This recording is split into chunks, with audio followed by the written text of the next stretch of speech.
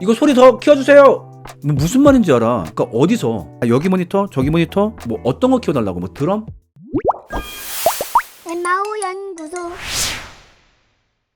사실 교회 찬양팀과 음향팀 간의 갈등 문제는 좀 많은 교회에서 벌어지고 있죠. 보통 서로의 소통 문제인 경우도 많고 여러 가지 문제인 경우가 많은데 사실 저는 이 갈등의 원인이 찬양팀에 있는 경우도 봤고 음향팀에 있는 경우도 봤어요. 그래서 두 사람들이 그 두 집단이 모두 유념해야 될 걸 좀 얘기하고 싶어요. 첫 번째로 보통 이제 음향팀은 많이 약자로 그러니까 되게 고생하는 약자가 되다 보니까 음향팀이 뭐가 잘못됐다 이런 말들을 많이 못 해요. 그리고 어쩌면 지금 벌써 여기까지 말한 것만으로도 음향팀 중에 서운할 분 계실지 모르겠어. 우리가 뭘 잘못하는데 맨날 고생하잖아. 근데 음향팀도 솔직히 조금 잘못하실 때가 있어요. 어떤 태도가 있냐면은 서운함을 느낄 때가 있어요. 왜냐면은 나는 고생하는데 사람들이 안 알아줘. 왜냐면 나는 정말 아시겠지만 음향팀 세팅하고 하느라 얼마나 고생합니까? 근데 사람들이 관심 가져주지 않아. 그렇다 보니까 이 서운함이 어떻게 번질 때가 많냐면은 지나치게 무대 위에 선 사람들에 대한 공격적 태도로 이어질 때가 많이 있어요. 그러니까 무슨 말을 하더라도 예를 들면 저기 모니터 좀 높여주세요. 그러면은 네, 높여드려야죠. 뭐래? 막 이렇게 한다든가 어떤 경우에는 정말 이거를 의도적으로 공격적인 태도를 보이기도 해요. 예를 들면 뒤에 콘솔로 그 음향 콘솔 앞에 앉아가지고 옆 사람하고 얘기하는데 누가 봐도 저 사람 욕을 하고 있는 것처럼 보이게. 이러신 분들 의외로 진짜 많아요. 그러니까 나는 헌신하고 나는 정말 그 어렵게 봉사하는 자리니까 이렇게 해도 돼 라는 마음이 좀 있으신 경우가 분명히 있거든요. 뭐 흔한 케이스라고 뭐 많은 분들이 그러진 않겠지만 저는 분명히 적지 않게 그런 케이스를 봤거든요. 뭐 제가 뭐 대중음악을 할 때는 교회 음악을 할 때는 그래서 그런 마인드하고 좀 잘 싸우셔야 돼요. 내가 지금 불필요하게 서운한 마음을 갖고 그러니까 불필요하게 공격적인 태도를 보이고 있구나. 왜 그럴까? 어쩌면 나도 사람들의 관심을 받고 싶은데 저들은 많이 받고 있고 그렇다 보니까 좀 쟤네가 좀 질투나기도 하고 그런 마음이 내 안에 있구나. 정말 나를 잘 다스려야겠다. 저는 음악팀이 반드시 이 생각을 하셔야 된다라고 생각을 해요. 그래서 이것을 타파하는 방법은 일단은 정확하게 자신의 마음 상태를 인정하고 교회 공동체와 나눔을 할 때 좀 이야기하는 거. 좀 내가 좀 그런 마음인데가 있는 것 같아요. 그다음 어떤 경우도 있냐면은 찬양팀의 무지를 지나치게 조롱할 때가 있어요. 그러니까 당연히 악기팀, 싱어들은 당연히 음향적 지식이 부족할 때가 많죠. 왜냐면 본인은 그것을 아예 연구한 사람이고 저들은 모르다 보니까. 물론 악기팀과 싱어도 어느 정도 음향적인 지식이 있어야 되는 게 맞아. 그런 게 좋겠지만 그런 게 없단 말이야. 그럼 어떻게 하냐? 제일 좋은 거는 그것을 교육을 하면 돼. 근데 어떤 경우에는 교육을 하지 않고 그냥 상대방에 대한 공격적 마음만 키워요. 그러니까 예를 들면은 그 악기팀이 케이블을 부르륵 뽑았어. 소리가 꽉 나. 그러면은 저런 일이 발생하지 않게 어떻게 교육을 해야 되겠다 해야 될 거 아니야. 근데 옆 사람은 맨날 욕하는 거야. 야 기타 하나가 저것도 모르냐? 하여튼 그냥 애들한테 박수나 받을 줄 알았지. 이렇게 막 얘기한다든가. 아니면 가끔 얘기를 하더라도 되게 공격적으로 얘기하는 거죠. 싱어팀 마이크 동그란 부분 잡지 마세요. 그 소리 다 들어가요. 잡지 마세요. 이렇게 말을 하는 거지. 그러니까 만약에 내가 숱하게 교육했는데 그런 일이 발생한다 그러면 이해할 수 있겠지만 어떤 사람들은 기본적으로 공격적 마인드를 좀 가지신 분들이 있어요. 그런 상태에서 뭔가 의사소통이 원활하지 않은 그러니까 예를 들면 사람들한테 말을 좀 잘 못해. 그런 음향팀은 역시 혼자가 더 그 공격성을 키워가는 거야. 그러니까 만약에 저 팀이 뭔가를 몰라 그러면은 날 잡고 그 악기팀 교육을 해주면 되잖아. 아니면은 찬양 리더한테 리더님 한번 날 잡고 제가 우리 팀들 음향 교육하고 싶어요. 그래서 정말 최소한 하지 말아야 될 실수도 한번 제가 교육하겠습니다. 그럼 교육하면 되잖아. 근데 그 교육도 안 하고서 너무 공격적인 마인드만 품는 거야. 저는 그것도 사실 아까 얘기했던 그 서운함과 맞닿아 있는 것 같아요.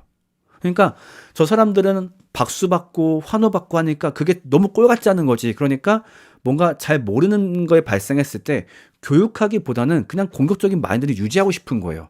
좀 그러지 않으셨으면 좋겠어요. 그러니까 충분히 교육해야 되고, 만약에 악기팀들이 음향적인 실수를 만들어냈다라고 한다면 어찌 보면 교육하지 않은 음향팀의 잘못도 있어요.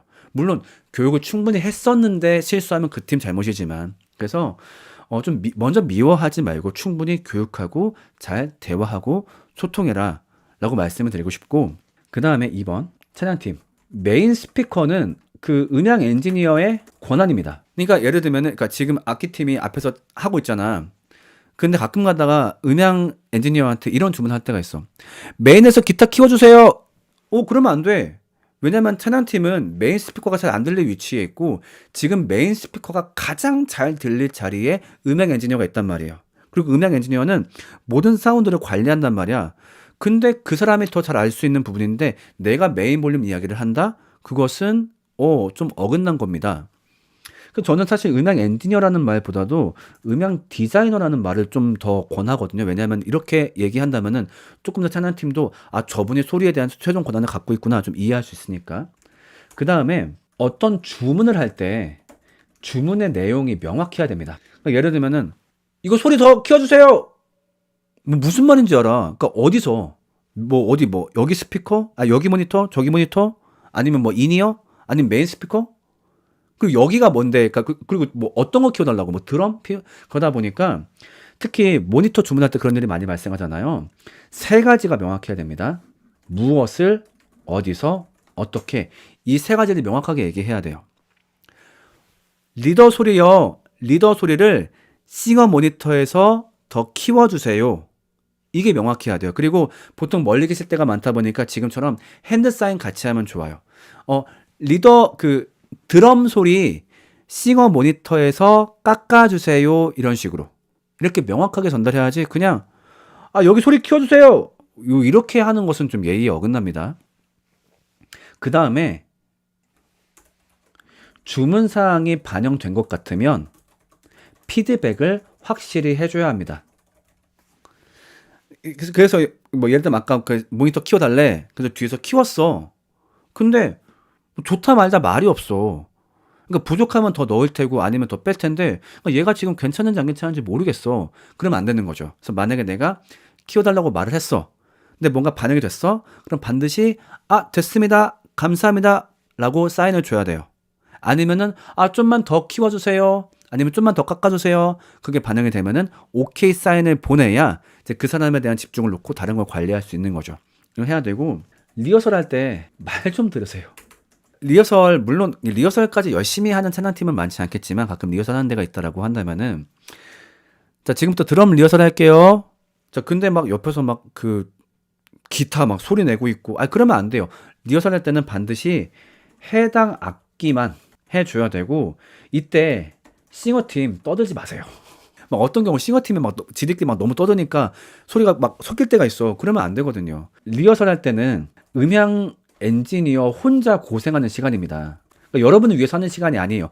음향 엔지니어가 사전 그 모든 걸 조율하는 시간인데 그분들이 최대한 편할 수 있게 배려해 줘야 돼요. 그래서 모두가 집중해야 돼요. 리허설은 그냥 장난치는 거 아니야. 분명히 저분이 음향을 잘 잡을 수 있게 잡음 만들지 말고 연주할 때 실제 플레이 할 거 연주하고, 오늘 이따가 할 연주에 맞게 컨트롤해야 될 거 아니야.